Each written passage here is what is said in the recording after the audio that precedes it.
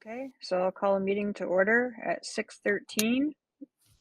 We're looking at the consent agenda for the December 10th meeting. If there isn't any questions on that, I'd take a motion to approve. I'll make the motion. Okay, I'm not sure who did. Akua made the motion. So we'll start by roll. Josh, Aye. Rachel, Aye. Akua, Aye. and I'm an aye. So next is the policy reads, none on the first read, several on the second read. Does anyone have any questions with any of those reads? If not, we can make a motion.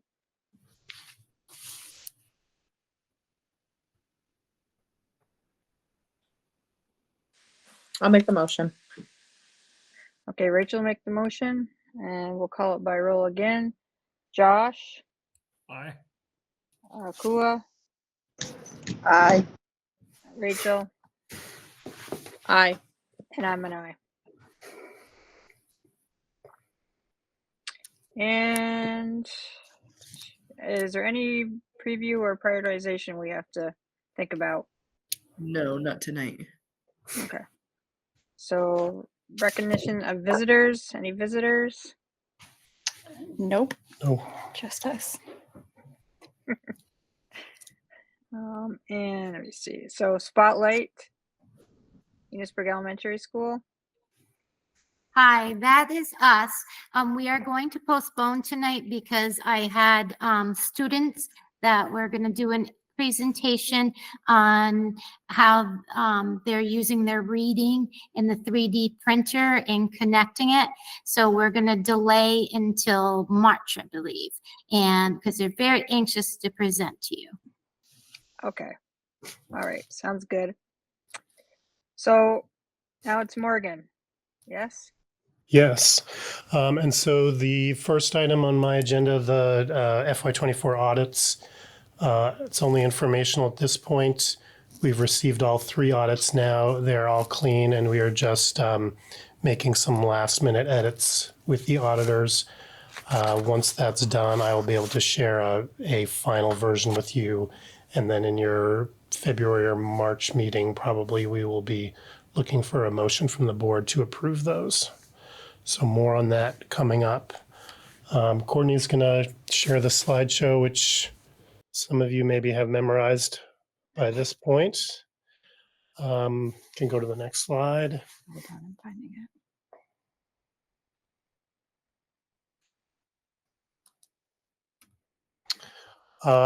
We are here now, January 14th, hopefully finalizing a budget tonight.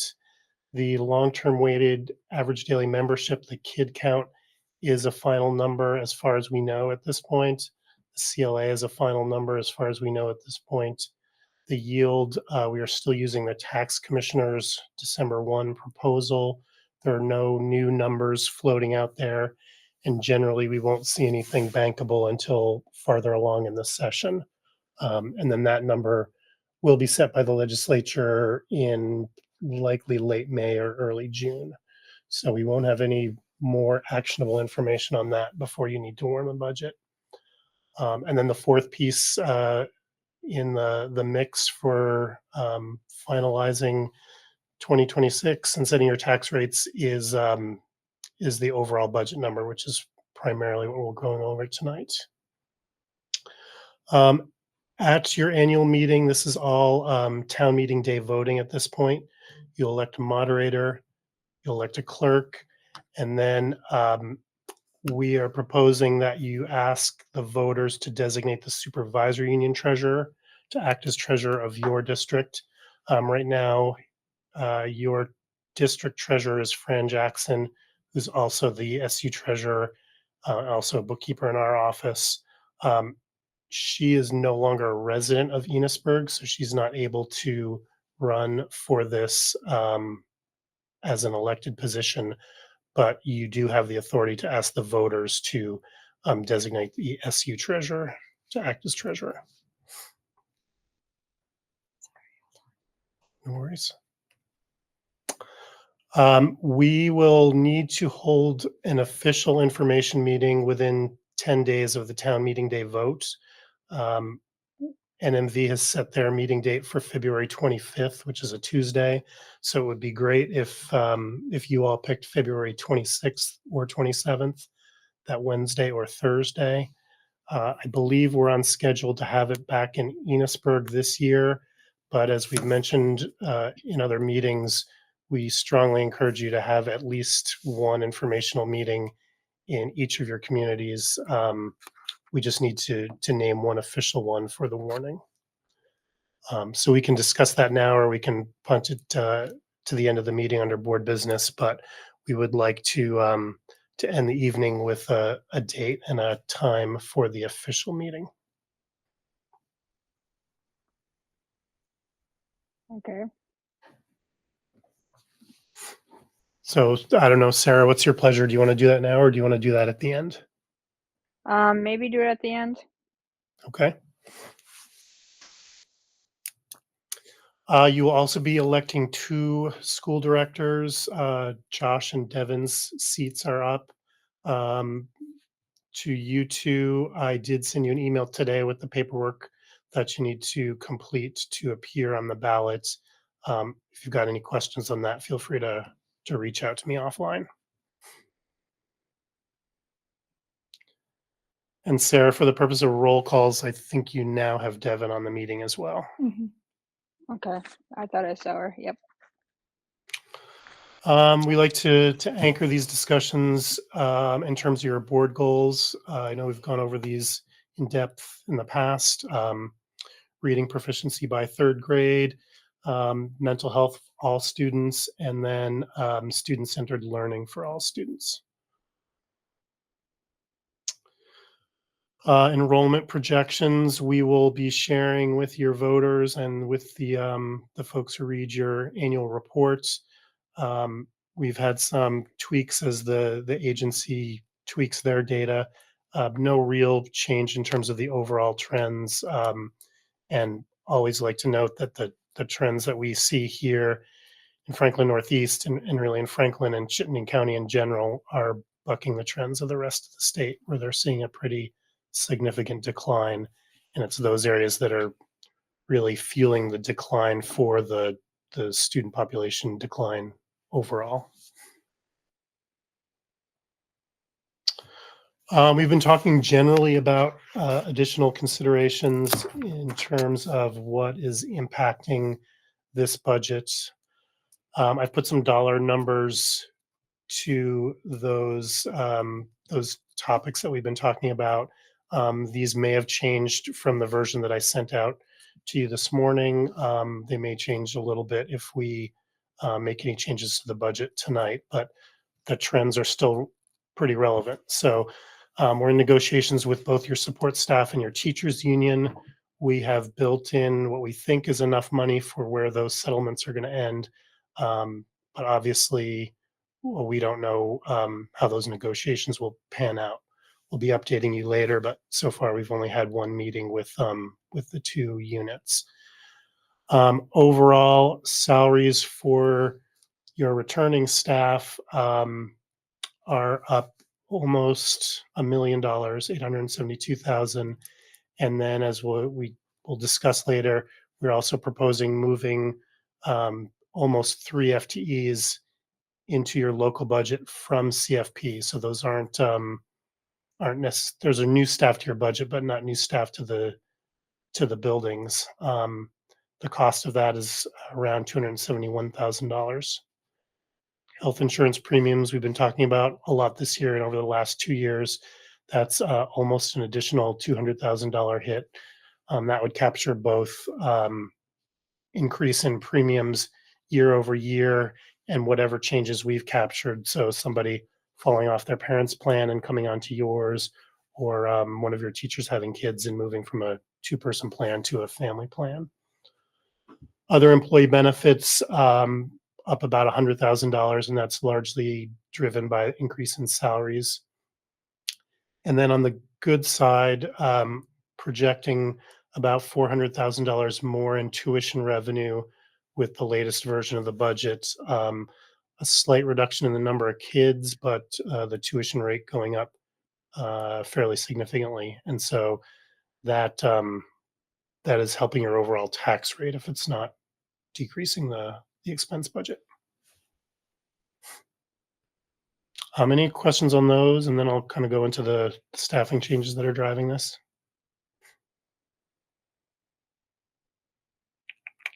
Okay, and we can come back to any of this later.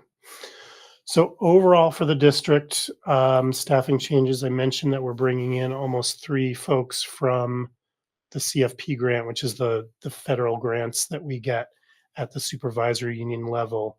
Those are doled out to the schools on a proportional basis, roughly based on poverty. And the reason for moving them in is we are anticipating less federal money next year for a couple reasons. The first is that it was pretty hard to spend that money during COVID, and so there was a kind of a rolling fund balance that we were allowed to bring over from year to year.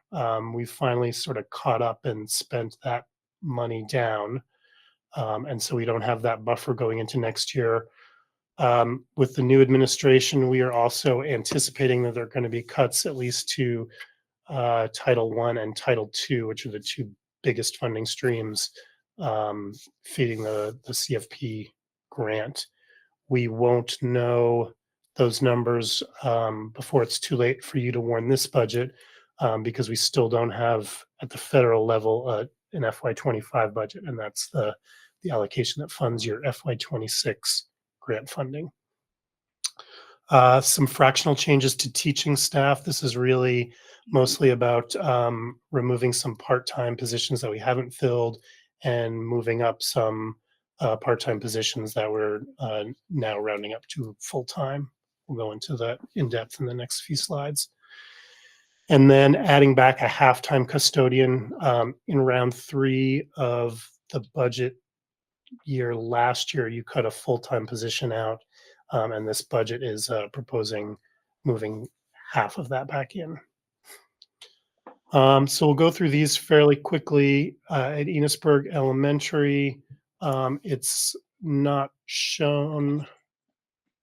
It is shown up there. There's no changes from what you saw last month. At Enosburg High School, we've got a reduction of 0.2 of a custodian, basically sharing that with Cold Hollow, which you'll see later. The other 2 changes were in there last month. At Richford Elementary, the only change from last month is the addition of a paraeducator at the pre-K level. That was a request that came in to me from Melissa Wood. I know she was talking with Kelly about that, and so we can discuss that later if you want. At Richford High School, no real changes from the budget last month. And then at Cold Hollow, that fraction of a new custodian position. And I should say there was an increase. It's not showing on the slide, but an increase of a half-time custodian, and that was specific to Enosburg Elementary. The change in the custodial position from that 1 day a week from I Enosburg did that on purpose. High School down to Cold Hollow is a reimagining of one of those positions. When we cut a position, Vern kind of went through the staffing at all the schools, and we've decided that one of those openings that we filled is going to be more of a maintenance person shared among those 2 schools rather than trying to find one person in each building who can do both the maintenance work and the custodial work. If I'm stumbling around on that description, Jen can maybe help me out on that. But overall, it would be an increase of a half-time position from your FY25 budget and still a reduction of a half-time from the budget the year before.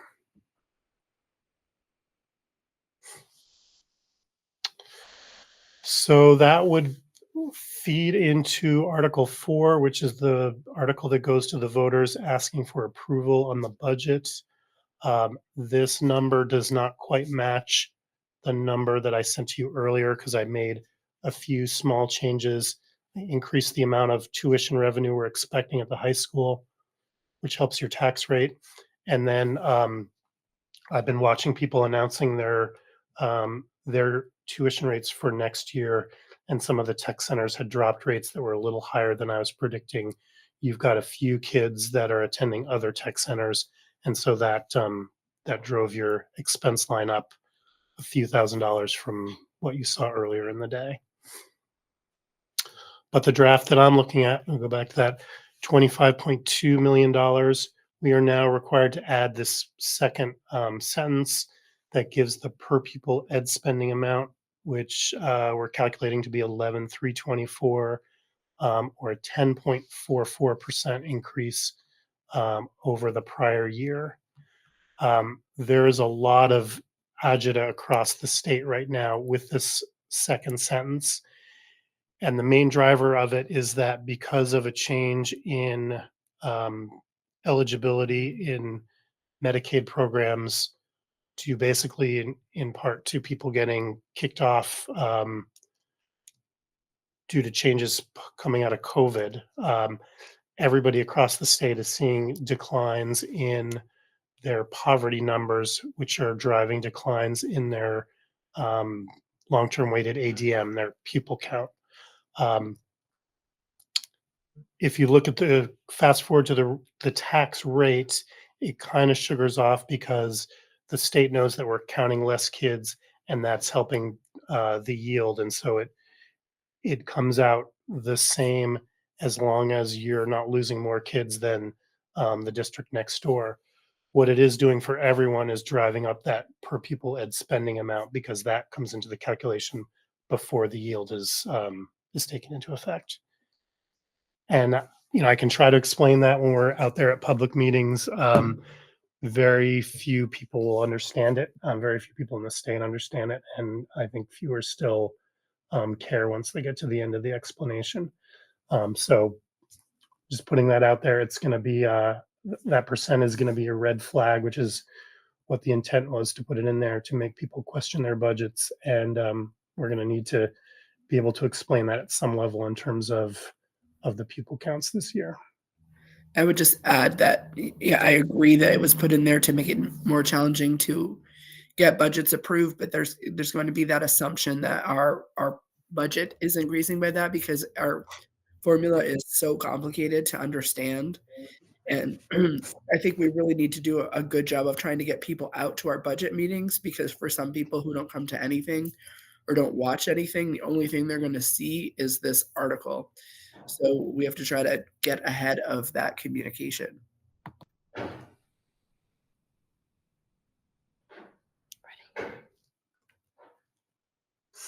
The pie charts that we've gone over in the past, we won't spend any time on these, but we will include them in your annual report and in budget presentations.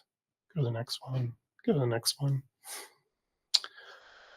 This looks similar to what I shared with you by email earlier. This sort of walks through the setting of the tax rate. So that first line is your budgeted expenditures, or the amount you're asking the voters for permission to spend for next year.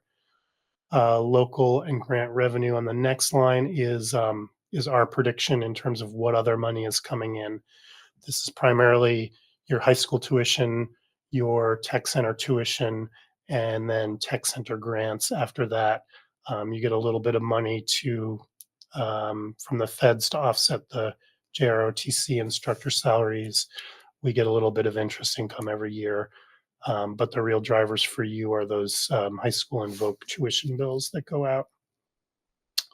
We are proposing at this point to use half of your prior year fund balance to help buy down the tax rate, and then ask voters for permission to put the other half of that fund balance into a capital reserve fund so you can use that for building projects down the line.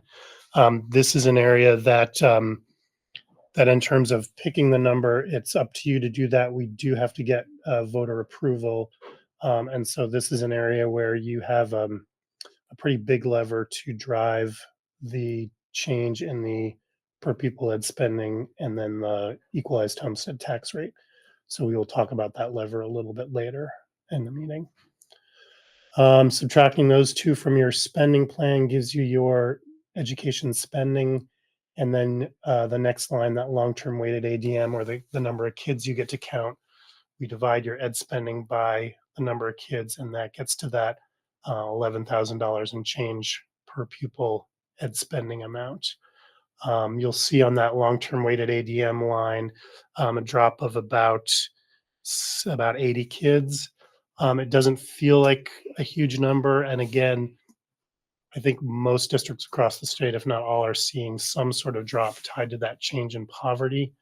80 kids is probably a swing of about 5 cents on your tax rate. So any change to that number has a pretty significant impact.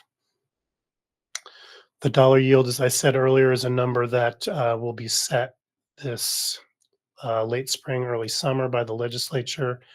Right now, the number we're using is 85.53, which is what the tax commissioner proposed the beginning of December, based on the guesses we were making then about changes to ed spending and the guesses that they were making then about how healthy the lottery revenues are, rooms and meals tax or sales tax, and what the grand list was likely to do at that time. A lot of those numbers are probably more final now and will certainly be more final as districts start warning budgets and we really know where spending is coming in. But ultimately, the legislature gets to decide how much of the ed fund is going to come from property tax versus those other streams, or really homestead tax versus non-homestead tax versus people who pay based on their income. So they have a lot of authority, a lot of power to play with that number, either up or down. Next one. So we then take that district-wide tax rate and we divide it by the CLA to get to your final tax rate. On this chart, you will see, and we've kind of talked about in the past, it looks like the district level tax rate is jumping up significantly, 28 cents here. That is really almost entirely due to the change in how the state is calculating the CLA. That change in CLA is offset by a much smaller yield. And so they kind of wash each other out at this point in the formula. And then you drop down to your individual town tax rates. With this budget, Enosburg being up about 6.5 cents, Richford being up about 2.5 cents. The difference between those is really the CLA moving more in Enosburg than Richford. And so recent home sales in Enosburg and all recent property sales in Enosburg are higher than their listed value to a larger degree than they are in Richford. And this is not surprising given that Richford just reappraised 2 years ago now. And so their grand list is likely more accurate. The next graph we will use, it'll show the tax rate history over the last 7 years now since unification. You'll see with this proposed budget, a slight increase in Richford, a somewhat higher increase in Enosburg. We're not showing you the black line that we've shown you in the past, which is now really skewed by that change in the CLA. That's something that it's really a board call on whether it's useful to have it in there. We're kind of feeling at this point is that it's a distraction that makes it sort of harder to explain the rest of the factors that are going on here. This chart you're familiar with, current year tax rates. So this data is not going to change for this year. Next year, we will do something similar, either tax rates or per pupil spending. depending on which one we use, it doesn't really change your pole position on the chart. Just moved it over to tax rates because I feel like it's something that people are better able to wrap their head around if they're not kind of into the weeds in the funding formula. You'll see Enosburg is that bottom line. Enosburg-Richford at let's see if I can read it. 103.64. This year 103.65. 64. 103.64, so sixth from the bottom of the state. We don't know what will happen in FY26, but kind of based on the initial numbers that I'm seeing, I can't imagine that even with this budget that we're contemplating, that our position is going to rise much compared to our neighbors in the state. This is the article asking for authority to take some of that FY24 leftover money and put it into the capital reserve fund. Again, the final number from the auditors is about 860,000. As we've done in the past, I've started out proposing half going into the capital reserve fund, and then half being used to buy down tax rates. That $430,000 that we are proposing to go into the capital reserve fund is probably worth about 3 cents on the tax rate. So if you're concerned about the 10.5%, if you're concerned about the big increase to the education spending, right now it's at about 5.3%. This is that lever where if we decide to reduce this number or remove this article, that will help in terms of the initial numbers you're presenting. I will say the most compelling argument for keeping this in here, not only because you're sucking away money for your buildings, which all have some pretty sizable needs. If we do have to go into a round 2 budget vote, this is kind of a nice card to have in the back of your pocket if we need to move this budget and go back to the voters again in April. The next article, we've had this in the past. This was one that we were having trouble getting passed for some reason last year. I've talked to the banks that we use since then, and they do not require this article for a tax anticipation note. So they know even if we go into June without a passed budget, they know that we're going to have something passed eventually. And so we will be able to go out to them and get a loan on the books and be able to borrow money if we need it to make payroll before revenue starts coming in from the state and from the towns in September, October. So, you know, we can leave it in there. It is in statute, but we're finding that it's not necessary. And so our recommendation is that we just take it out. I'm still waiting for confirmation from Richford that they're doing theirs at Town Hall, but I assume that they are. These are the town meeting day polling locations, both 10 to 7. Enosburg will be at their public safety building, and this information will go on the warning. And that is it for the slideshow. I guess you can stop sharing and I can hop on and pop some things up if we need to. Again, a 5.3% increase in terms of ed spending is not, I think, so outlandish with what's basically a flat level service budget, especially with where salary settlements have been ending and not knowing where they're going to end for next year. And then the increase in your benefits for your staff, primarily health insurance. But now that we have that additional language up on the ballot, 10.4 seems to be a kind of ominous number to be proposing. In terms of areas where you have the ability to impact those numbers in this budget, I talked to Jen Kennison yesterday. I had mentioned that we're moving $271,000 of staff out of CFP into your local budget. It's a bit of a roll of the dice, but she thought that we could take two of those positions, one full-time and 1.8 time, and move them in halfway through the year. So we would only sort of incur the hit um, to your budget this year for part of that. It doesn't save you a huge amount of money. It would drop it by about $80,000, a little over $80,000. But that gets you close to a half penny on the rate. And so that's something that you could do without any change to programming.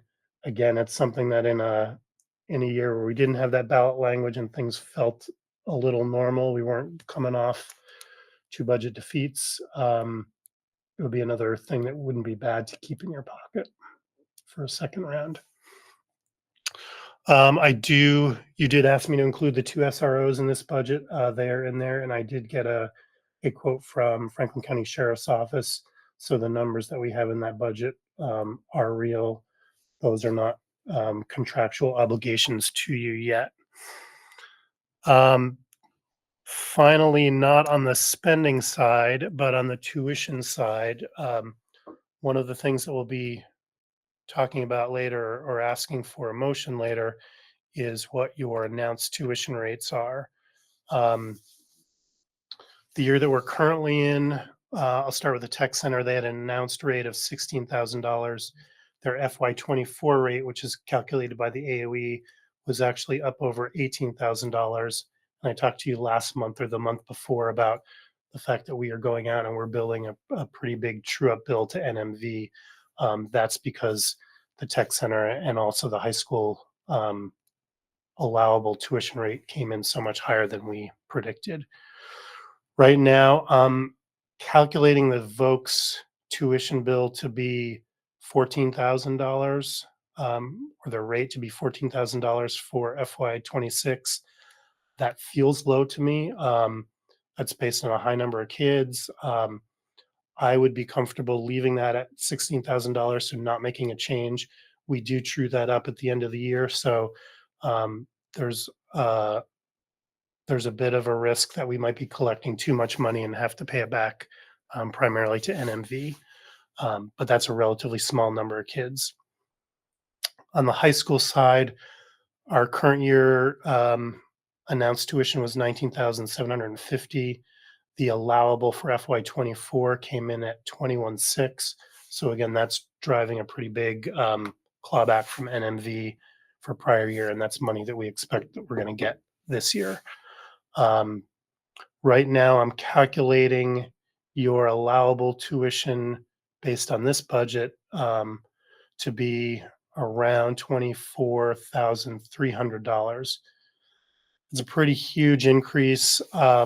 The motion I have teed up for you in terms of a tuition rate and the number that I'm using in your budget is $24,000, which still feels high to me, but it's actually lower than what I'm calculating right now.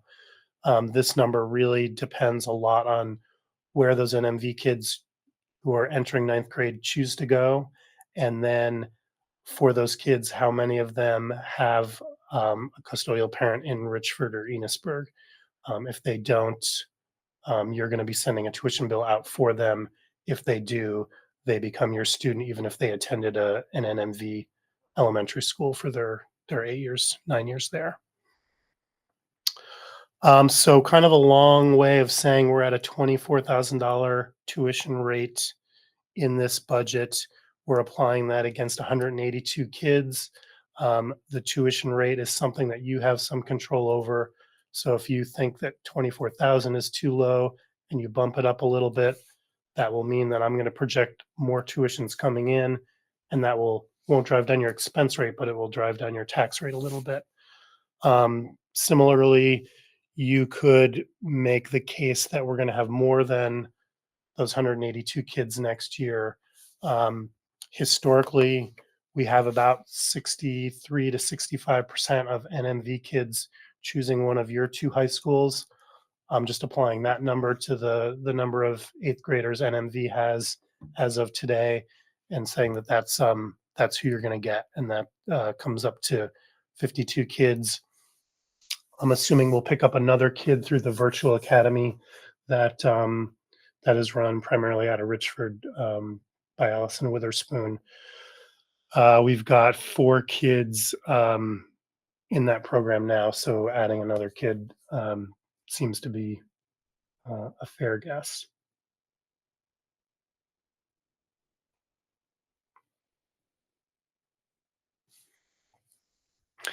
And in terms of changing the budget, we can always go in and we can make small changes to your supplies lines or your field trips, or what we're anticipating your fuel bill is going to be. But if you remember that, the pie chart that we kind of go back to in terms of where we spend money, most of your budget is either in your people or in somebody else's people. And so it's really, other than playing with tuition, playing with that capital reserve, if we're going to make any substantive changes to the budget, it's going to be around changing the staffing plan for next year.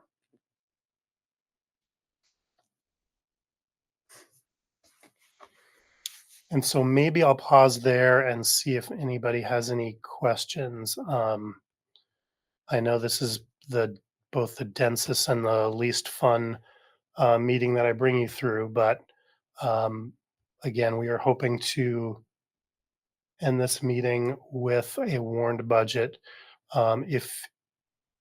If you choose to punt, we can do that for about a week before we start running up against warning deadlines. And we've done that in the past when there are other numbers out there, but it seems to me that CLAs are final and the long-term weighted ADM is final. And so I don't know that we're going to have any new information a week from now that impacts this year. If something drops out of the sky, we can always rewarn a budget if we want to. We get everything set up in our office, but we don't kind of press send until the last second. The only place that would come from is the legislature, and they're certainly not going to have anything finalized in the next 2 weeks.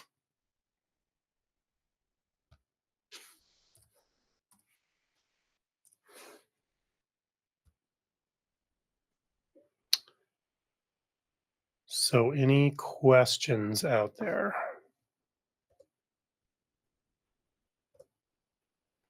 Or any thoughts on where we're ending up?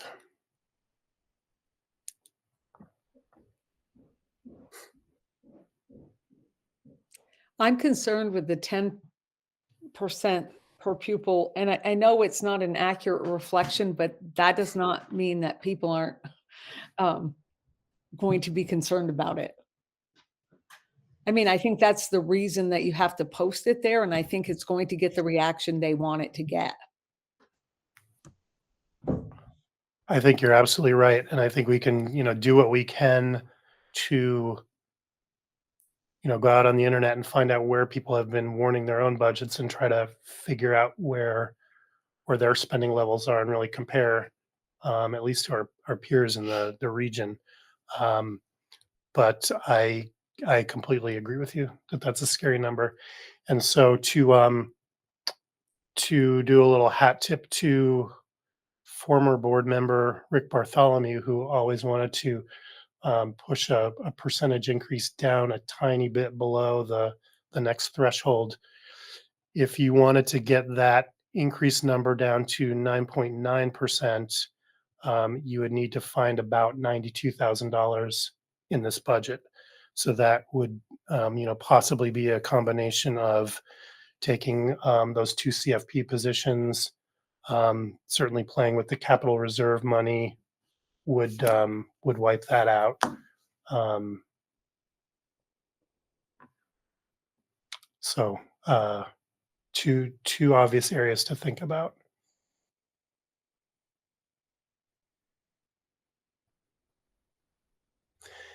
And I'm not trying to lead you to the capital reserve article, because I think it's good practice to ask each year for money to go in there. And I think it's good practice to build up your capital reserves for obvious reasons. We are also in this situation, at least on the Enosburg-Richford side, where we know we are billing out a lot more tuition money this year than we expected because of that excess billing from FY24. That's money that if NMV is able to pay it this year, they will, and that's money that you could, in theory, ask for to go into a capital reserve fund in your FY27 budget. So it means it's not available, but we are anticipating that we're going to end in a good place in FY25, in large part because of that. We're also in this position, and Lynn and I will talk about it later in the meeting, where we're expecting some pretty seismic changes to the funding formula for FY27. We don't know what those are yet. We can say with some confidence that if we, as a state, move to a more traditional model where they look at per pupil funding, and this is what you get, and this is what you can spend, that number is not going to be tagged to those of us who are spending levels are in the basement. It's going to be tagged somewhere in the middle. We don't know what that number is going to be. We don't know if there's going to be a transition period where you can't access it. But I think the short story, and Lynn, you can jump on and tell me if I'm wrong, is that, more than any other year, we think that there will be less budget pressure next year if they pass this change to the formula. I agree completely.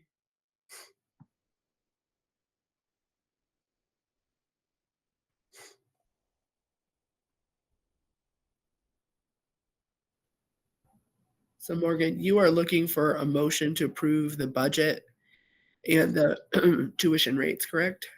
And the annual meeting date. Budget, tuition rates, and approve the annual meeting warning. Obviously, we'll have Mort sign that offline, but really it's setting the spending plan and then approving the wording, which is, we don't need to finalize the wording on it, but we do need that informational meeting date set tonight in order to do that. And I do need some guidance from you in terms of what we're projecting for the revenues for next year, because that drives this per pupil cost.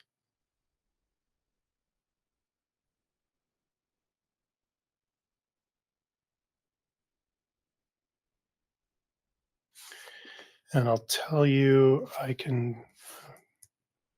don't like doing public math, but if you were to change the capital reserve article and ask for a quarter of it to go into capital reserves rather than half of it, that should bring you down to around 9.2%. And I can go sort of figure that out for real if you want. Does that include moving those two CFP positions as well, or no? Nope, that would just be the capital reserve piece. So if And you can- move the two CFP positions, you could drive it down further. Right, or if you removed all the capital reserves, you would drive it down further.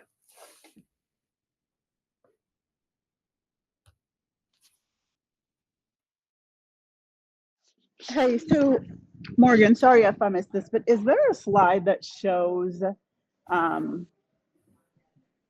sort of the allocation by category of the dollar amount increases? So I know I saw that health insurance went up by 12%, but the dollar amount for that, and then, the other, like, what's contributing to that $1.6 million overall increase, just all on one slide? We had it on one slide. It's kind of big picture, but it's roughly $1 million, a little more than $1 million, with salaries, and then these CFP positions were actually both their salaries and benefits are coming over because they're still on the SU payroll, and we're just sending you a bill for what they cost us. So that's roughly $1,200,000 for health insurance, $100,000 for other benefits. The two SU assessments which covers us, special ed, transportation, food service, is about 150,000. And then everything else that's left over is kind of that everything else category. So it would be your professional development for your teachers. It would be your field trips. It would be the fuel bill, the light bill, sort of all of those others that are not tied to your personnel.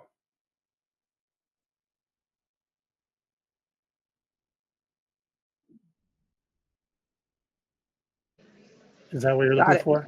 Yep, got it. Thanks. Yeah, I did see this. I think that this might be a good slide to, to maybe clean up a little bit to show to maybe, I don't know if you were planning on showing it on the night of the meeting, but also just in the material that we're putting out, just to kind of break out, okay, here's the dollar amounts and here's what they're for.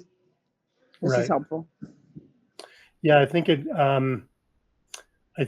dovetails with the slides where we show the pie charts of where you're spending the money. It's helpful to the extent that, there's a narrative with some people out there that if we only spent less on crayons, we would have much lower tax rates. And we all know that that's not true, but we have to put it out there. I don't know that it helps if you say, yeah, all the money's in people, and then they come back and say, well, you've got too many people there. So I'm like everybody else, probably a bit shell shocked from this exercise last year, and do feel like, if at all possible, that we need to consider ways of driving this down. As much as I know we need funds for projects, etc., I would definitely go towards looking at maybe putting less away for those capital reserve funds for next year, just to bring it down. Personally, I don't know, other board members, what you guys are thinking, but that's kind of where I'm coming in.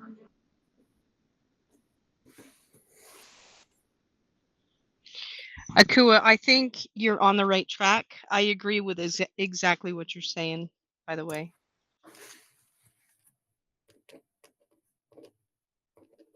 I'm in agreement as well on that. So just so you have the numbers, if we ask for a quarter of the unreserved fund balance to go into capital reserves and assume 3/4 going back to the tax rate, that gets you at a per pupil spend of 11,193 and an increase of 9.2%. If you give the whole thing back and you don't ask the voters for permission to put anything into capital reserve funds, and then in that case, that just kind of happens automatically because you're not asking them for permission to do anything. That would bring your per pupil spending down to 11,062 and a year-over-year increase of 7.9%. And what do we currently have in the capital reserve fund? Can you remind me of that? I can in a moment. And I'll also say, if we using the full fund balance, because I have it up, it would give you an education spending increase of 4%, which feels probably largely in line with what your peers are doing. Thanks for that. That's what was going to be my next question around benchmarking. Okay. Yeah.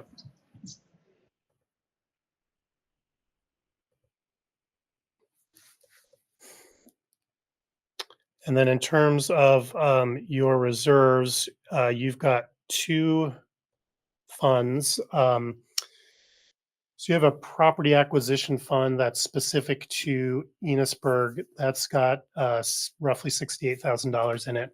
And then you have a capital reserve fund, which is really primarily for big projects that we need to do at any of your buildings in the district in both towns. That's at $645,000 as of last July.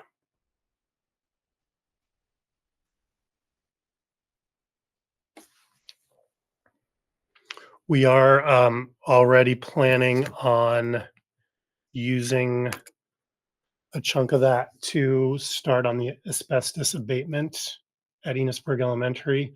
We'll be talking about that later. We don't have a hard number for you yet. We just finalized the RFP that we're sending out to folks, but we plan to come to you in either February or March with some solid numbers. And that's something that we would probably need to use capital reserve funds for. If we continue not to have snow days, we might be able to get some of that work started in June and be able to spend some of that out of the current year budget. But it's a little early to tell that.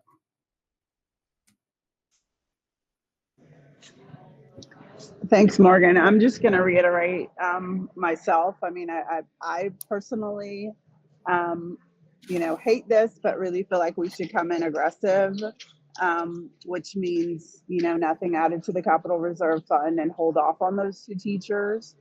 But certainly I'm open to hearing what other people have to say, understanding that, gosh, it would be great if we could put some of that money aside because we do have a lot of projects that we need to work on. But, I feel like last year the voters spoke loudly to us and, I desire at least to respond in such a way that lets them know that, hey, we heard them and, are going to react again this year to what they said.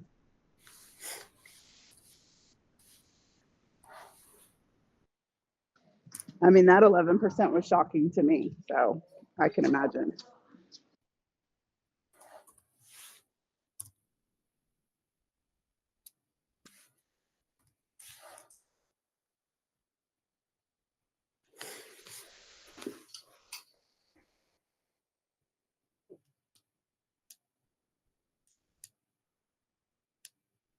So I'm hearing no capital reserve transfer and slow walking those 2 CFP positions from Akua. Is that kind of the sense of the rest of the board? I definitely agree with Akua, just going off of what we kind of went through last year. I think kind of just easing into it. Are you talking slow walking, pulling them out completely, or doing, like Jen said, half of the year? Doing half of the year. So it would be there are 3 positions. One we have actually moved into to Kelly's budget already. In reality, this year she had some vacancies and needed to relieve some pressure on her CFP funds. So I would propose leaving that one in fully in your local budget.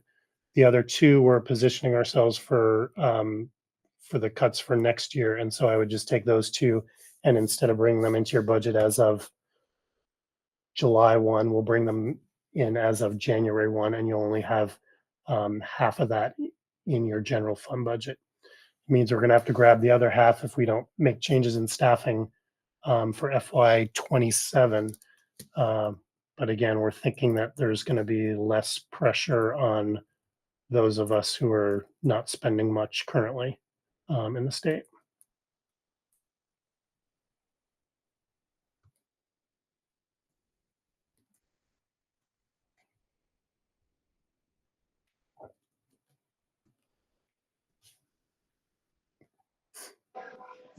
Morgan, one other follow-up question. Can you explain one more time the tuition piece of this? You talked about potentially increasing the tuition and how that might help us. I didn't quite grasp that. Would you run through that one more time? Sure. So at the high school level, I am estimating that you're going to be sending out tuition bills for 182 kids next year. Where that number comes from is, me looking at the 8th graders in NMV and making an assumption of how many of those are going to show up either at Richford High School or Enosburg High School next year. Then I look at all the 9th graders that we sent bills out for this year, and I say, yeah, we're going to assume they all come back for 10th grade. For your 10th graders, I look at them and I say, I think Nate's going to get X number going over to the tech center, so you're not billing them for tuition, but for the most part, all the kids are going to stick around. 11th grade to 12th grade, I say, okay, you're going to lose some kids to early college, and I just kind of make some guesses on how many of those kids disappear based on what we've seen in the past. All of those assumptions are really just that, they're assumptions. So if you could tell me that that all the NMV kids are all going to Enosburg and Richford next year, or you could tell me that all the kids in Bakersfield and Sheldon are going to go to BFA instead, and I'm going to change the numbers that I'm bringing forward for you for next year. The numbers I'm using have borne out over the past few years, but obviously things change and it's hard to predict where they go. The other wrinkle for you for NMV is that if a kid's been going to Montgomery Elementary for his entire school existence, and his mom lives in Montgomery and his dad lives in Enosburg, if that kiddo goes to Enosburg High School or Richford High School, NMV is going to say that they're now an Enosburg resident, and so you don't get to send a tuition bill for that. So part of the calculation I do is also related to that. We know that there's some kids that fall into that category, and so they're at an NMV school now, but really their residence could be on either district. So that's the kid counting side. And then on the tuition side is that we're going to set a tuition rate tonight, and that's based on all of these estimates. It's what we think your budget's going to be next year, what we think some of the revenues that are coming in are going to be, and then how many kids we think are going to show up. Because if fewer kids show up, your tuition rate goes up. If a whole bunch of kids move into Enosburg and move into Richford and they're in high school grade band, the number of kids that we have is going to go up, and that's going to drive down the tuition rate because we're now dividing it by a bigger number. You're not going to get any more tuition dollars for those kids because they're your kids. So there's a lot of variability, and we kind of go into this making our best guess. There have been years, more so when we were divided across 5 districts, where a board might say, you know what, I think this upcoming class is going to skew more Enosburg or more Richford. We want to count more of those kids next year. Or might say, our budget is so low because of other things. We want to leave a few kids in there that we don't think are coming as a buffer in case we have move-ins during the year. I would like to make a point that if we do not put at least a quarter away, we have nothing to draw from if it fails.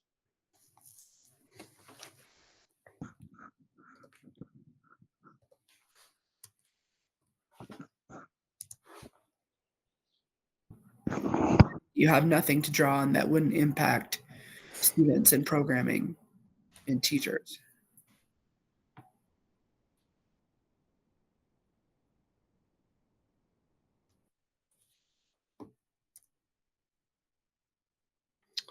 So if we asked for a quarter to go into capital reserve, and we took the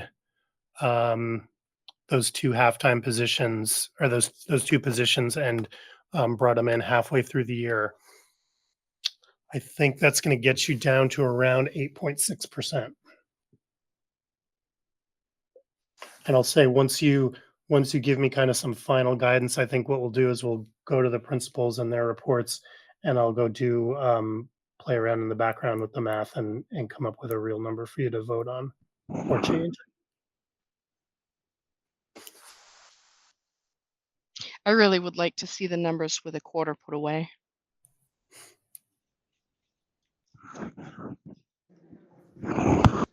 Yeah, and I mean, I think, Devin, there's not like a huge difference in terms of optics between 7.9% and 8.6%.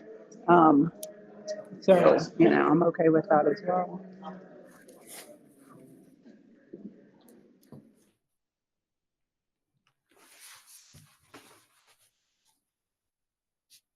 Madam Chair, does that sound like a good plan for the next few minutes of the meeting? On board with that? Yes. Yes.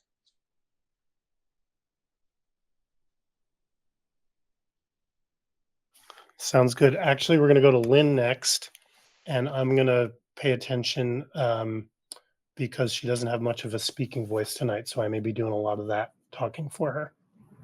And then we'll go to principals, and then I'll play with your budget some more. I'm going to do my best, but Morgan knows he's my backup plan.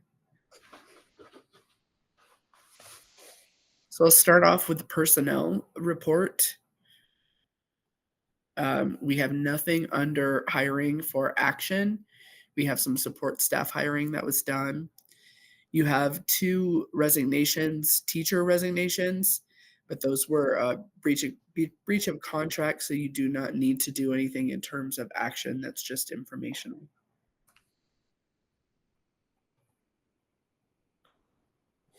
You have open positions. Enosburg Elementary School is looking for a long-term elementary substitute teacher and a music teacher for next year.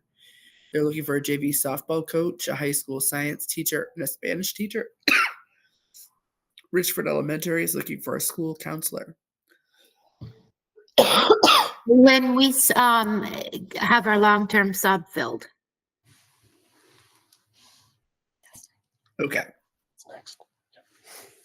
So under student, every year in January, I ask you to set the limits around high school choice. So what you see on the sheet is you need to set a limit for the number of students that are allowed to transfer out of each of your high school and a limit on the annual number of students that are allowed to transfer into each high school. In FY24, Enosburg-Richford set a limit of 20 students in and 7 students out. I don't have any reason to believe that that number needs to be adjusted. I would ask the principals if they have anything that they want to add to that. No, I agree with you. Yep, I'm fine with that. So that being said, I'll ask the board to make a motion to set the limit up to 20 students coming in and 7 students going out for high school choice. I'll make that motion. Okay, we'll do it by roll. Josh,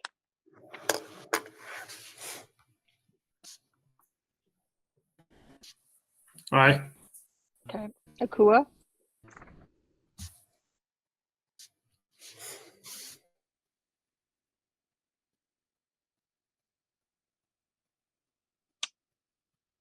Rachel, Aye. Devin, Aye. Aye. and back to aye, and I'm an aye. Thank you. Mhm. There are some photos there. I don't know if the principals want to share anything about the photos from their schools for this month. Maybe we can start at the top left and go clockwise.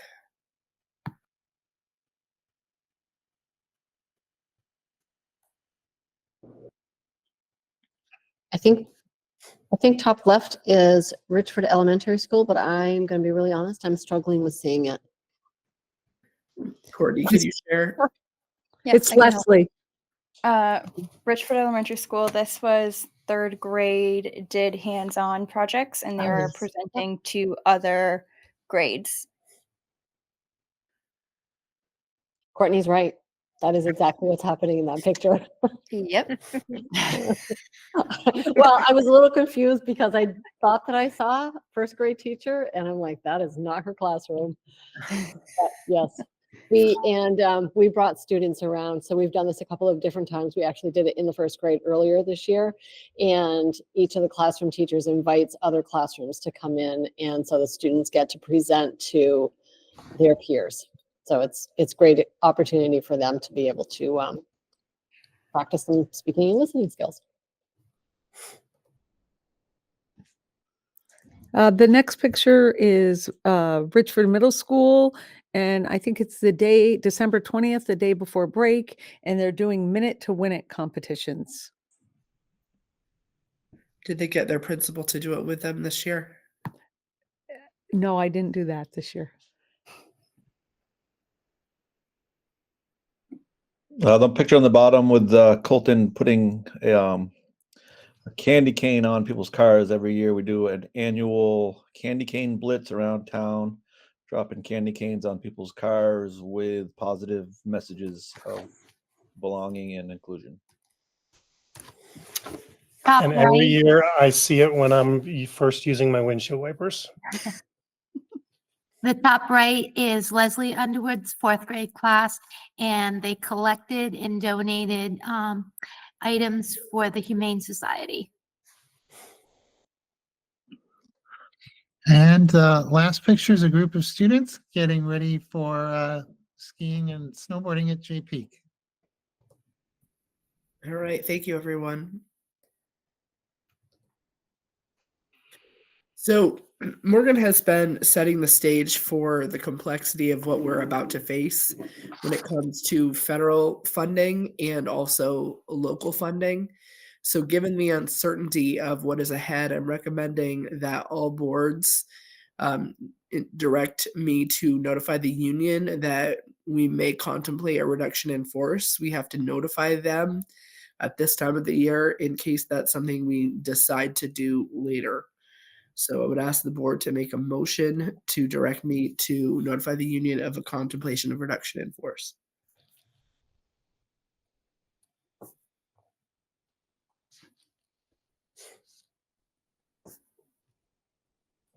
I'll make the motion. I can make the motion, right?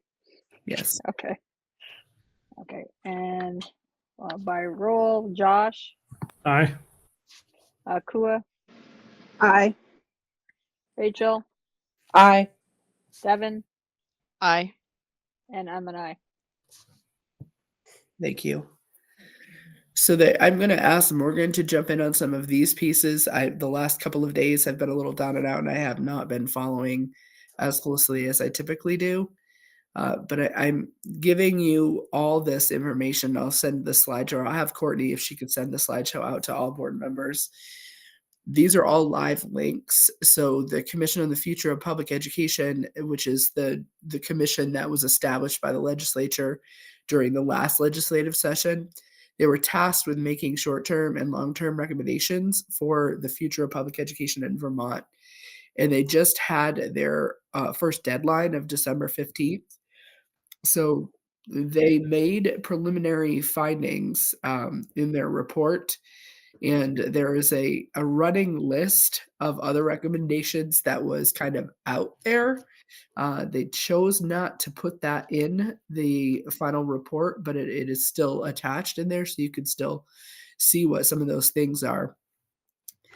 I think that the legislators received a letter from Governor Scott, I believe it was last week or the week before, and he is definitely rolling out a plan that is very bold. He's talking about really right-sizing the education system in Vermont and looking at the number of systems that we operate, the number of schools that we operate, and the number of teachers we employ and support staff. So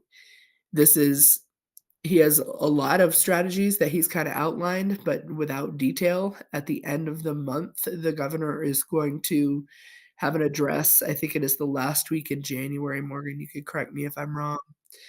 But in that, he has tipped that he will outline a comprehensive plan for reform to the Vermont education system. There are a lot of things that he tipped in the letter and in his inaugural address. One, like I said, was about consolidation around setting minimum class size standards, not optimal, but minimum. And also he talked about a lot of things. One of the other things that he spoke about was statewide teachers contract. Morgan, what are some of the other things that jump out to you? Mine just went a little bit. Yeah, he did not say these things directly, but he was certainly pointing to closing schools, pointing to district consolidation, so fewer school boards, fewer central offices, fewer superintendents, the statewide teacher contract, and then the change in the funding formula. Yeah, the big one. So as Um, Morgan said, he didn't say those outright, but it was very clear to those of us who are following this closely what was coded in that message. So Secretary Saunders has been producing a lot of documents, and you've seen many of them through our fall board meetings. So I'm just giving them to you again. The earliest one you got was Vermont's education funding system, explained and compared to other states. And in that report, there's a lot of information about how most states fund with an adequacy formula or something similar, which is what we suspect they will say here. Later that next week in November, they released the Vermont State Education Profile, which is a data set related to the systems that we operate, and everything from personnel to cost to demographic information around students and teachers and class size and accountability measures. And then last week, the Zoe Saunders released key themes from the AOE Listen and Learn tour. If you'll remember right, there was a Listen and Learn tour that we hosted at Enosburg High School, and there is a summary of what was learned from each of those visits. So the governor, in his letter to legislators, really outlines over the course of the next 2 weeks, Zoe and several other high-level Agency of Education staff members will be presenting to a variety of committees, and they'll be going over all of these things. The intention appears to be to build strong background knowledge about all of these factors before the plan is laid out and before they begin to start moving forward. Morgan, you want to add to that? no, I think that's absolutely right, and that's started today. I think generally what we've seen is that the governor has really commanded the space of this conversation so far in Montpelier, and I don't think the legislature has really gotten on their feet yet. You know, they're just back recently, but it seems like the governor's really commanding the stage at this point. The other thing that I'm remembering from his inaugural speech is that he sort of implied that as long as districts did not increase their spending from what we had projected it was going to go up back in December, and that's the number that feeds the December 1 letter and the yield projection. As long as we all stayed within that, that he had a plan to keep the tax increase this year down to level. And it's easy to say that without any details, and also to say that he's going to do it within his budget and his budget address, which he knows has to go through the legislature. So we all started speculating right away because that's what we do. Wondering if he had a pocket of money that we didn't know about that he was planning on using. But the other thing is he could just say, I'm going to keep your property tax level by not funding mental health at all. And we're going to just take their money. And then obviously the legislature is not going to do that, or we're going to take it out of the transportation fund. Legislature is not going to allow that. So, maybe there'll be some good news coming out of that, but until we have details at the end of January, when we see the budget address, nobody really knows what he's got in mind. Any questions on any of that?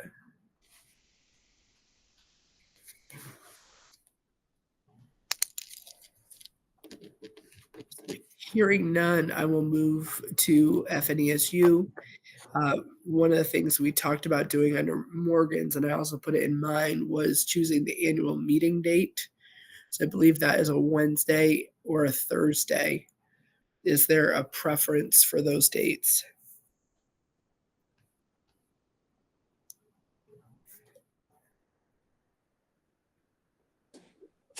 I prefer Thursday.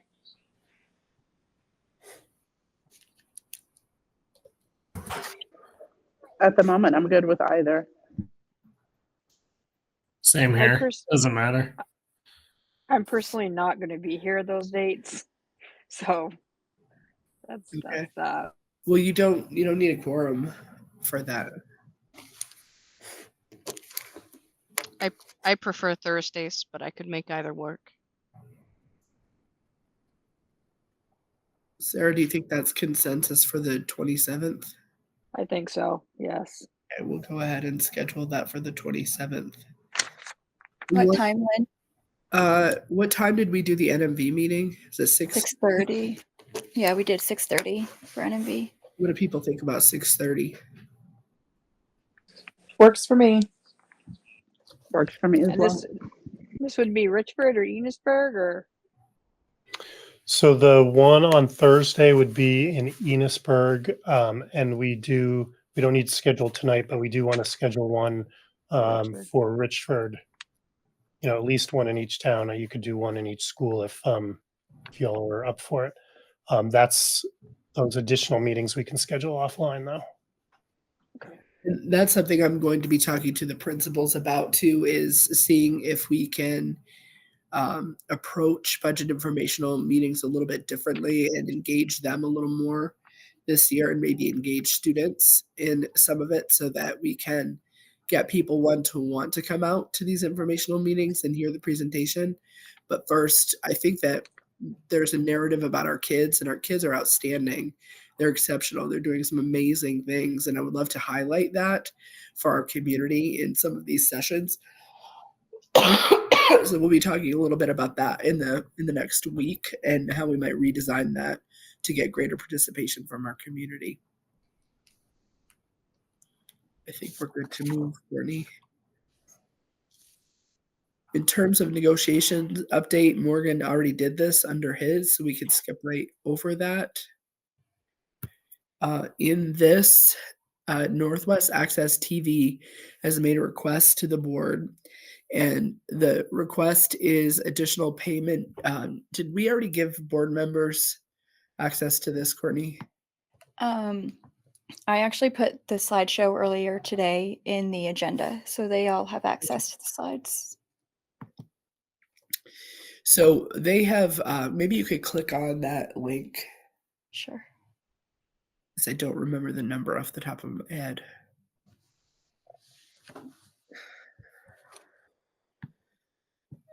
So what they are basically saying is that they have seen reductions in funding for Northwest Access TV.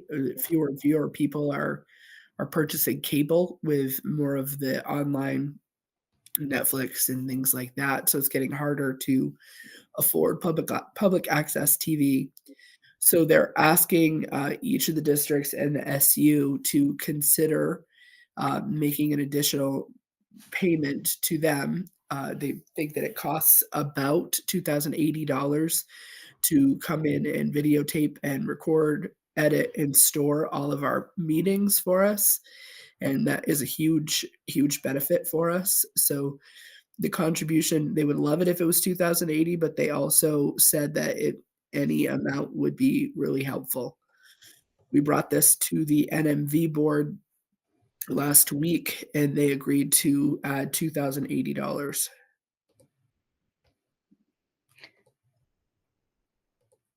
Lynn, I just sent you the data too. I didn't know if you wanted to talk about that. How did you send me the data? I just sent it. I sent an email just now. But I can share it too if you want me to. Oh, I know what you're talking about now. Let me grab that. When I planned for this request, I was on the NMV monthly meeting that I have with Mary Niles, and she had asked if we could just have some data related to how many views do we get for these meetings. And in ER, we have had pretty steady viewership. I think the lowest we had over the last several years There were 22 that viewed one of our meetings. The largest, 1.8 thousand views. Another 828, 649. The big one, we last time we were scratching our heads like how do 1,800 people watch our board meetings? There are barely that many voters, it seems, in our community, but we remembered is that was the year of masking and vaccinations, and our board meetings got a little crazy and they got a lot of press statewide. But the moral of the story really is you have pretty good viewership that ranges from, the high double digits to, 1 to 300.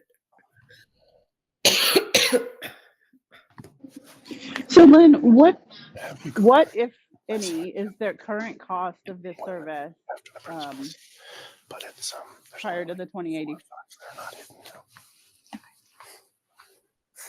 Morgan is going to have to ask that one. What's the last amount that we've paid Northwest Access? It was roughly, I think it was 800-900, $1,000. We've been paying them about that from each district every year for the past few years.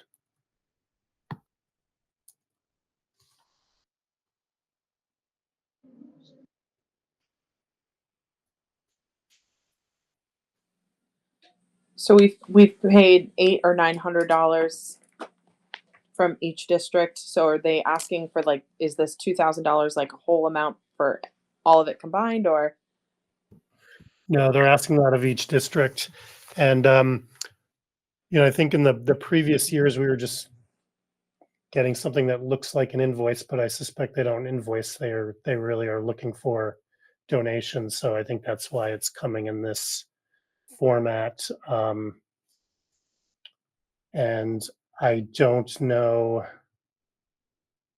I certainly can't say that what we've been paying in the past has been covering their cost of sending people to these meetings to record them and to post them, which your paid staff absolutely do not want to have to do. Yeah, no, $800 or $900 is abysmal for this type of service. So I'm completely supportive of this. I mean, if you looked at the market value of what they're doing, it would be way more than that. So do we need a motion? No, just give us direction. Is everybody in agreement? Yeah, I am. I am. Okay, thank you. And last year, you had a request that came to this board about paying $1,500 for the use of the Dairy Center field. And I remember we had this conversation. You asked me to bring data back this year. So we just paid that bill in, I think it was late December, maybe. And so it reminded me that I needed to bring this data back to you. So I reached out to the athletic directors in both of the high schools. And what I learned is that no teams from Richford used the Dairy Center field, and the girls' middle school and high school softball teams used those fields around 7 times combined over the course of the last 2 years. So one of the things when they originally made the request that I had mentioned to the board is that we have to be careful that this contribution, we don't fund Little League or rec sports through our budget, and we shouldn't be, but there was the question about how much are we benefiting from this for our athletes. So it's in the board's hands if you want to continue to contribute the $1,500 for the use of the Dairy Center fields.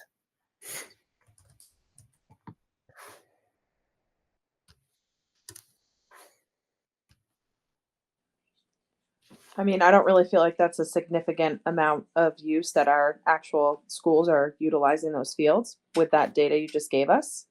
Not to say that, our younger kids don't feed our older kids in sports, but I don't feel that it's not our job to be funding Little League or rec. And if that's who's primarily using it, to me, that should fall on Little League and Rec. Did you say that we used that field between Enosburg and Richford 7 times? Richford hasn't used it at all. In the Enosburg, coaches reported back to the AD that it was 7 times over the course of 2 years. I think $200 every time, $250 every time, whatever it would come out to be, is a little high, first of all, and second of all, I agree. I don't think we should be funding that. It should fall on Little League. We can't afford that right now.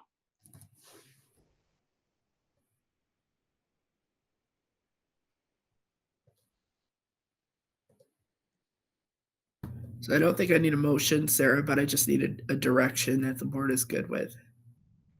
Okay. Seems like I remember her when she came to ask for this, that it was a higher number than the 1,500, and then we decided on the 1,500, right? The initial ask was higher than that. Not that it matters, but It may have been. I'm not remembering yeah. that really. Okay. Yeah, I think that's true, Sarah. And I also understand that 7 is a really small number that we could probably figure out how to use differently. Okay.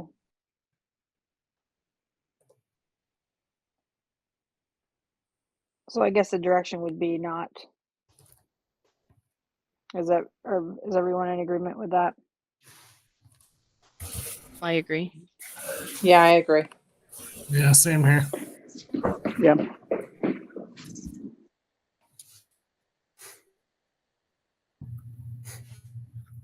Is there anything after that, Courtney? Yep, there's one more. Facilities updates. I am going to shut my mic off and punt this to Morgan.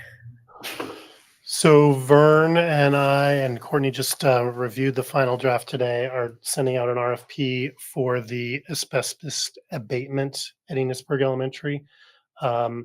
We know there's asbestos in the mastic under the tiles in the original part of the building. Vern worked, I assume, with Jen or somebody in the school to kind of identify where a logical breaking point would be to do the first half of that. And so we will be putting that out to bid. I think bids will be back in time for your March meeting. And at that point, we will have solid numbers and we will bring a proposal forward, hopefully to do that work starting over the summer and to use capital reserve funds if needed to cover that. In terms of the snack shack, I know that Vern was trying to get new quotes for that work, and I believe he was waiting on a third when I talked to him earlier today.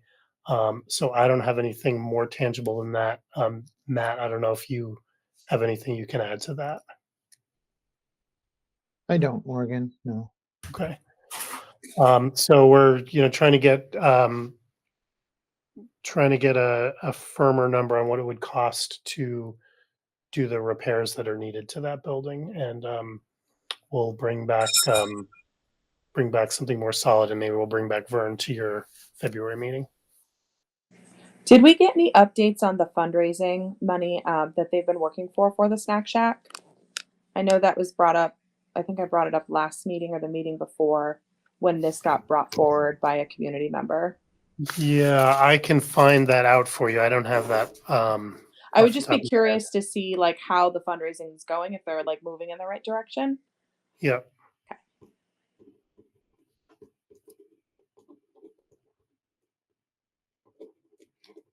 That's it, Lynn.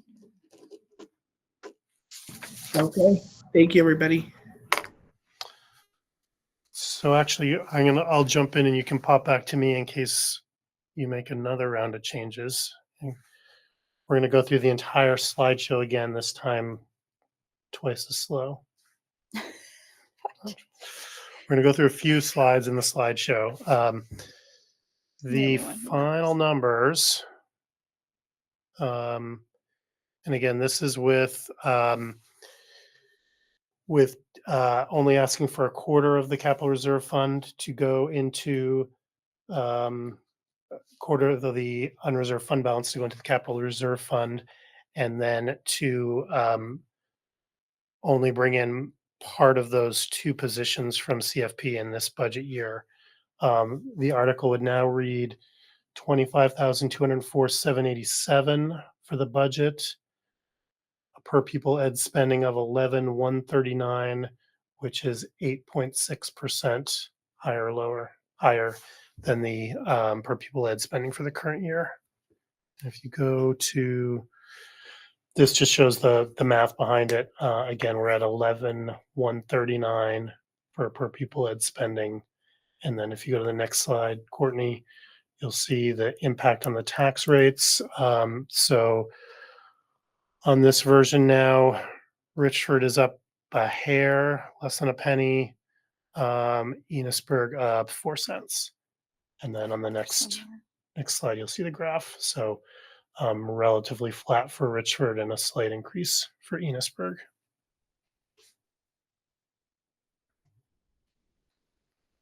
And then this is last slide would be how the article would read if we're good with those numbers.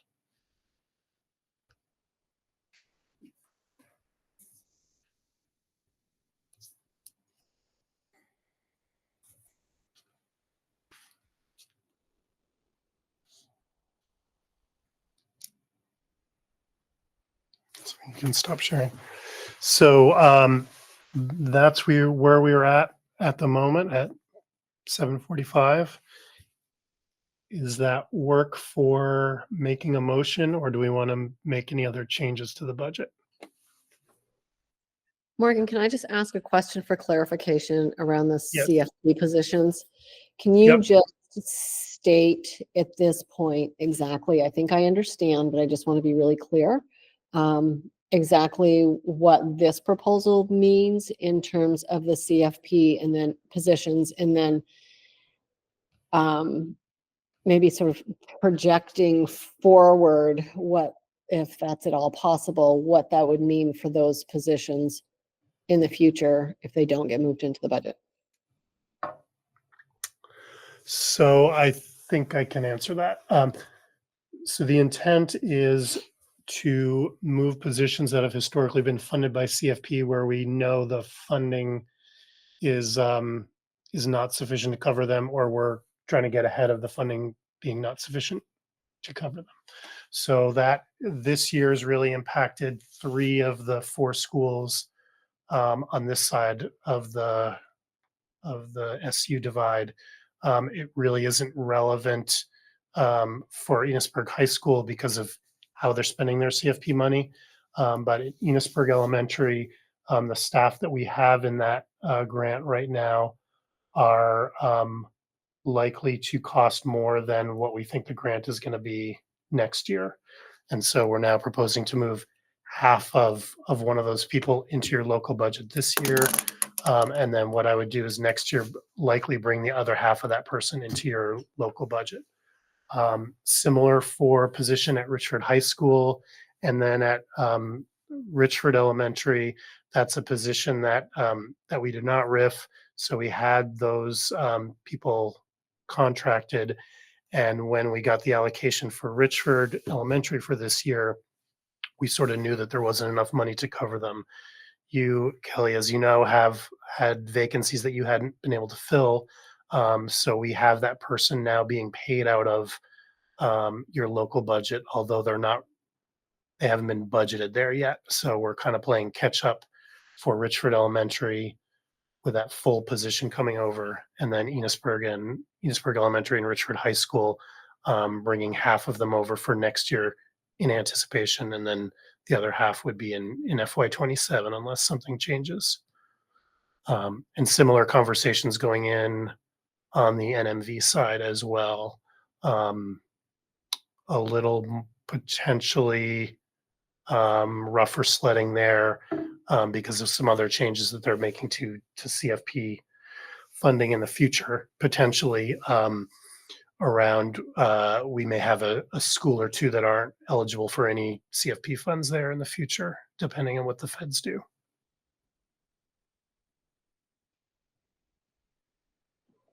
And you think that there'll be enough funds to fund these 3 positions partially? I think there'll be enough funds to fund 2 of them at halftime. So that would be the one at Enosburg and the one at Richford High School. Those we're gonna basically switch them over in January of next year into the local budget, assuming this budget passes. In your case, we're keeping that full-time person in the local budget as we're looking at now, because I don't think you would have enough money to move them back in. But what that should mean is that the 2 other positions you have in CFP funding should be okay for next year. Okay, thank you. What exactly are these positions? So they're primarily interventionists. That's what we use most CFP funding for. Generally, Jen has a guidance counselor being covered in that, and that's the one that we're proposing moving over into the local budget partway. At Richford, I believe that's an interventionist position at Richford High School. Yes, it is.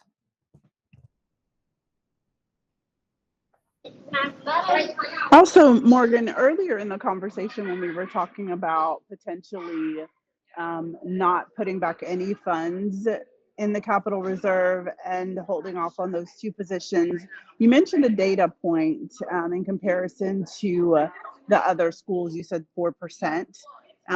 Did you happen to calculate that in relationship now to the quarter, the 250 or 200,000 in the CPF? Yes, I do have that somewhere.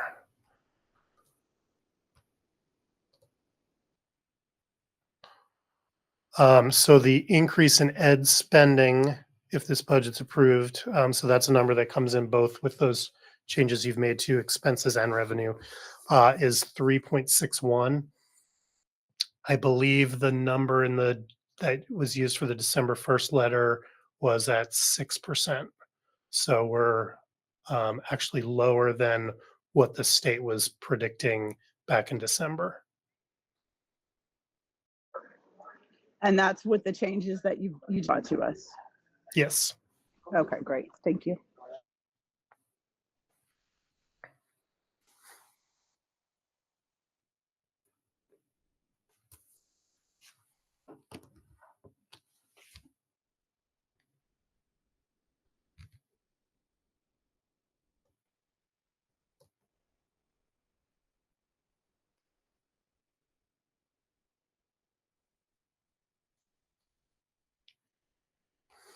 And so any other questions or any other changes that people want to see?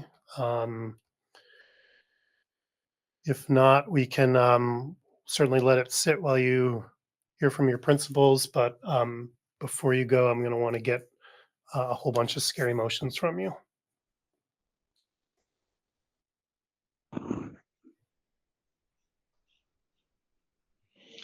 Sounds good. Thank you, Morgan.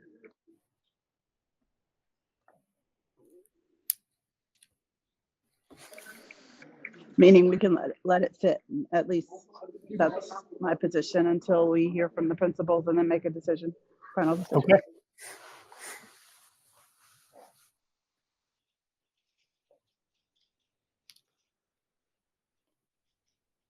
So then, Sarah, I think that's all that I will have, and you can go to the principals, and then we'll circle back to these. Before you do that, can you just clarify one thing? Those numbers that you just gave out, does that reduce the capital reserve to 0 or leave a quarter of it in there? That would be asking for permission to put a quarter of it into capital reserve. Okay, thank you.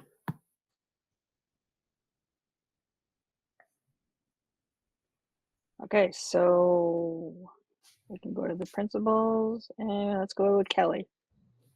Everything I have in mind is informational. Okay. And Beth. Mine's all informational. And Jen. All informational. And Matt. Same thing, all informational. How about you, Nate? Tonight, mine is all informational, so all set. Okay. Well, that was quick. Yeah. Y'all were supposed to give us time to think, guys. Right.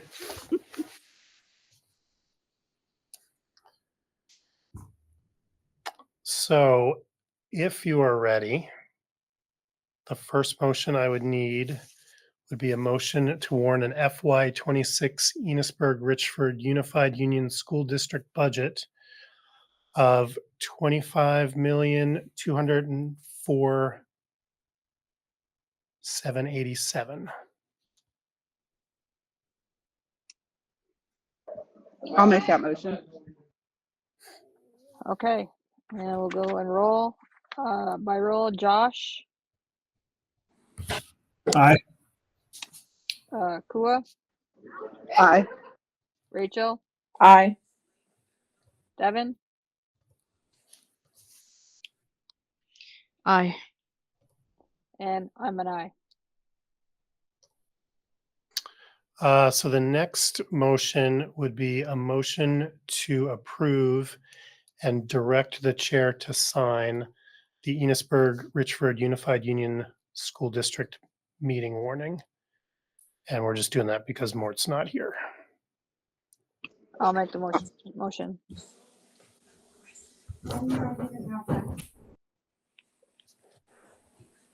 So by roll, Josh, Aye.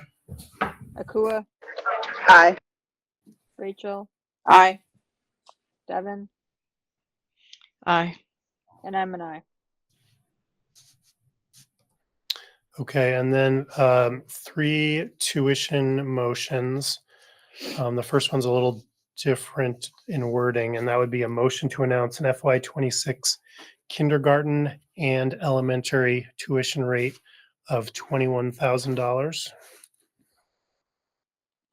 I'll make I'll the make that motion. motion. Guys. By Josh, Aye.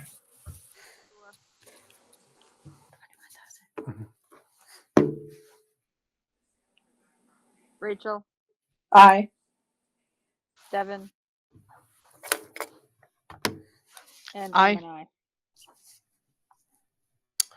aye. The next one would be a motion to announce an FY26 secondary tuition rate of $24,000. I'll make that motion. Okay, by roll, Josh, Aye. Rachel, Aye. Devin, Aye. and I'm an aye, And I'm an aye. and Aku's aye. Okay. Morgan, can you say that number one more time? Sure. The secondary tuition rate is 24,000, Okay. and Thank the you. kindergarten elementary is 21,000. And then finally, a motion to announce an FY26 vocational tuition rate of $16,000.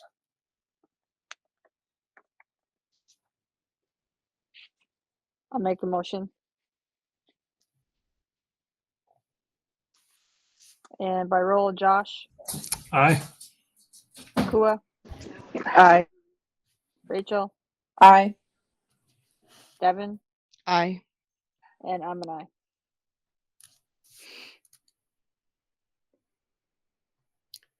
And I think that's enough for me tonight.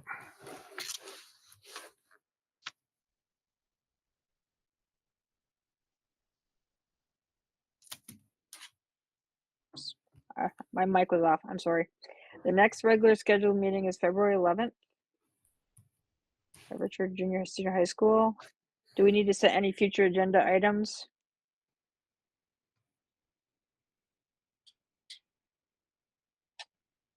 And does anybody have anything under other for tonight?